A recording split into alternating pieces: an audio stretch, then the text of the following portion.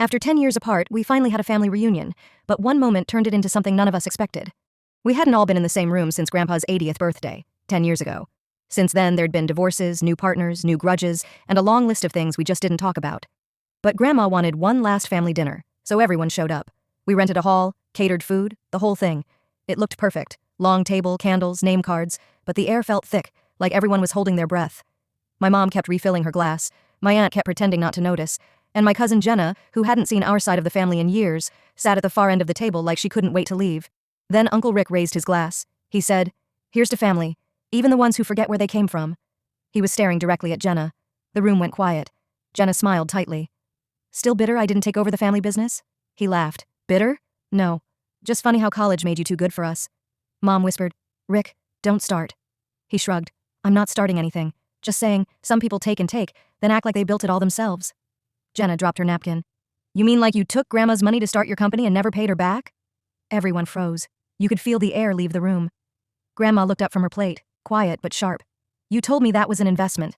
Rick's face went red. "It was. I was going to pay you back." Jenna shot back. "It's been 15 years. Voices started overlapping. My aunt calling Jenna disrespectful, my mom telling Rick to apologize, everyone trying to talk louder than the next. Then Grandma, the only person who ever had real authority in that family, stood up. She didn't raise her voice. She didn't have to. She said, "Enough." The room fell silent.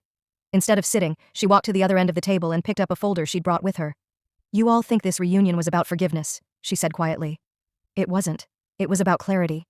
She looked at Rick. "You think I didn't know what you did? I let you keep that money because I wanted to see who you'd become when no one was watching." Then she turned to Jenna. "And you? I'm proud of you. But don't confuse distance with growth. You walked away, but you still came back to win an argument." Nobody moved. Grandma sighed, her voice softer now. "Family isn't about blood, it's about accountability. And I'm tired of being the only one who remembers that." She left the hall without another word. The door closed behind her with a quiet click that felt heavier than any argument. For a long time, no one spoke.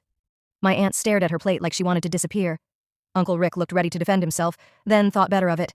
Even Jenna, who'd come in ready for a fight, sat there with tears in her eyes. Finally, Mom exhaled. "She didn't mean it like that," I said quietly. "No. She meant every word." One by one, everyone started leaving. No hugs, no promises to do this again next year. Just the scrape of chairs and the shuffle of coats. By the time I helped clear the last plate, the hall felt smaller, like even the walls had given up on pretending we were close. Then I saw Grandma's folder still sitting on her chair. Inside was a single handwritten note. It said, "You can't build peace on pride." I didn't tell anyone about it. Some lessons only land when they hurt.